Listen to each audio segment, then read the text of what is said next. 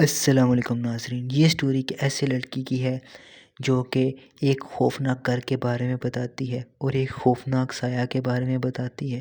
جو پہلے کبھی نہ آپ نے سنی ہوگی اور نہ ہی دیکھی ہوگی، نہ ہی محسوس کیا ہوگا۔ چلیں ناظرین، سٹوری جو ہے وہ آج کی سٹارٹ کرتے ہیں۔ آج سے کچھ سال پہلے مجھے ایک لڑکا ملا جس کا نام عمر تھا۔ اس کی زبانی ایک ایسا گھر دیکھا جس میں اس نے سایہ دیکھا۔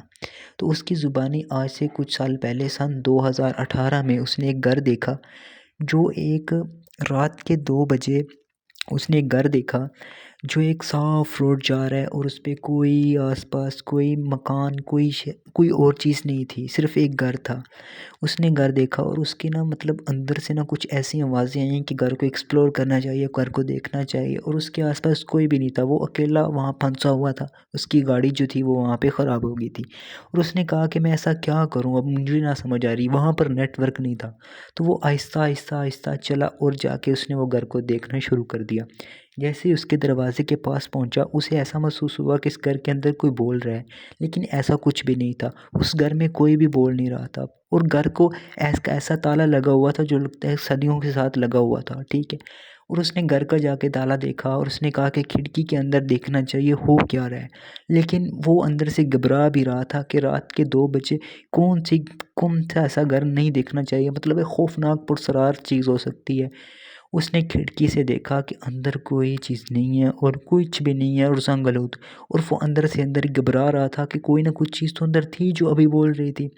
اور اس نے کھڑکی سے اندر گیا اور جب اس نے دیکھا کہ ایک فریج ہے جس کے اندر بہت سارا کھانا پڑا ہوا ہے اور بس ایک کمرے سے آوازیں آ رہی ہیں، پرسرار آوازیں،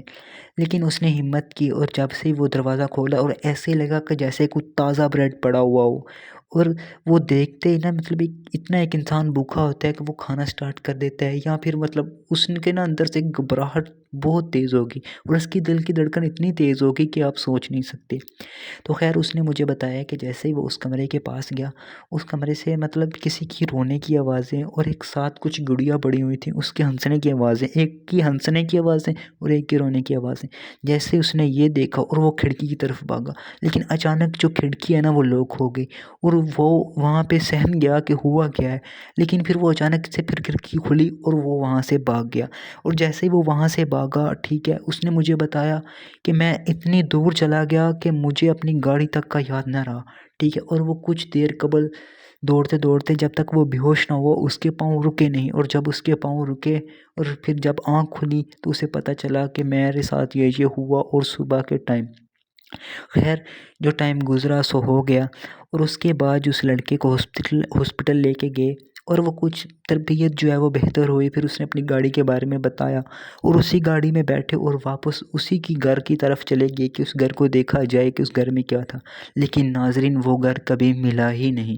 اتنی دور چلے گئے کہ 65 کلومیٹر دور چلے گئے، لیکن وہ گھر کہیں بھی دکھائی نہیں دیا۔ خیر پتہ نہیں وہ یا اس کا وہم تھا یا وہ حقیقت میں تھا، لیکن ناظرین وہ کبھی گھر ہمیں نہیں دکھایا گیا۔ چلو یہی سٹوری تھی اس کی، اور آپ بھی دھیان کیجیے کبھی ایسے علاقے اور کسی ایسی چیز میں نہ جائیے جب آپ کے پاس رات کی خاص کر یہ ٹائم ہو۔ یہ اللہ تعالیٰ کی مخلوق بھی ہو سکتی ہے، بہت سارے لوگ بہت ساری باتیں کرتے ہیں، لیکن میں آپ کو کہوں گا کہ آپ اپنا دھیان رکھیے گا۔ ملتے ہیں اگلی ویڈیو میں، اللہ حافظ۔